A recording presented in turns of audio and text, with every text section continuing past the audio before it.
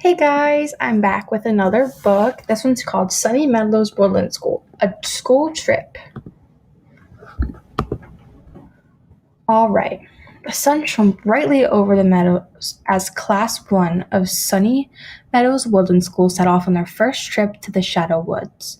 Everyone was excited to be going on the adventure that they had been talking about for weeks. Their teacher, Miss Squirrel, had promised a trip to remember, and the whole class now skipped excitedly through the meadow. Well, nearly all of the class. Alone at the back of the group waddled Hank.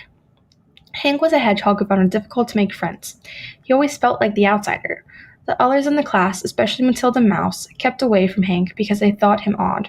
Yes, Hank was not really looking forward to the day. The journey to the Shadow Woods was longer than expected because Mr. Mole's tunnel train was broken. Indeed, Mr. Mole was there waving them off before he got back to work. This just made Miss Squirrel happier, though, as she could talk to the children about how the wonderful flowers that filled the sunny meadow. There was color everywhere. It looked as if a rainbow had crashed into the field. However, at the edge of the meadow, not everyone was looking at the flowers. Soon, though, the shadow woods were upon them, and something that looked small from far away suddenly grew very large before them. Each member of the class gave a slow gulp. Matilda Mouse, Rachel Rabbit, Wendy Weasel, and Ralph Raccoon. The biggest gulp came from Hank. He was nervous enough before they got to the woods and didn't have a friend to hold on to. Matilda pretended to be brave, however, and ran ahead, compelling her friends to join her. Miss Squirrel was not happy about that, and so she shouted for Matilda to come back. Then off she chased after her. Soon the whole class followed, and before they knew it, they were right in the middle of the woods. Now, instead of bright sunshine, only shadows scattered before them.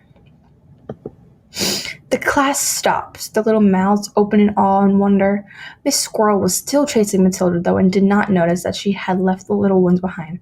Rachel Rabbit, Wendy Weasel, and Ralph Raccoon all held pause as they looked around them, three very small friends, and Hank. The only noise now in the woods was silence. Suddenly, everyone got a fright from behind them. Matilda Mouse jumped from behind a berry bush and shouted, "Boo!" as loudly as she could.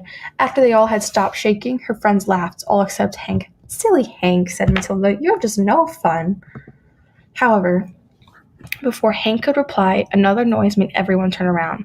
This time, though, there was no boo of surprise and no laughter afterwards, because before the class was a very large and very hungry snake, his magical eyes twinkling with delight as his tongue spiked forward.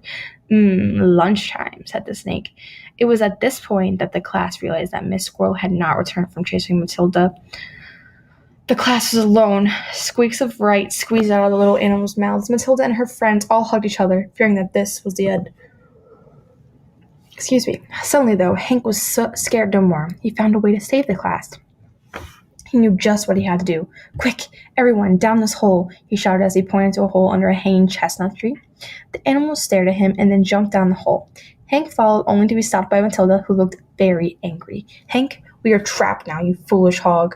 But before she could add to her insult, Hank jumped up and flipped himself into a ball. Next, he rolled toward the mouth of the hole and blocked it with his pointy, sharp spikes. There would be no lunch for the snake today.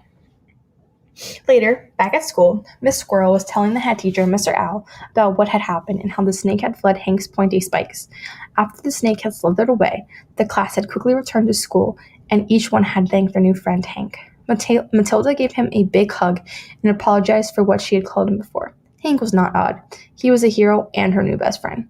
Hank, who was still unused to a lot of attention, turned pink and popped into a ball as all his new friends cheered him. All right, guys, that's all for today. Have a good one. Bye-bye.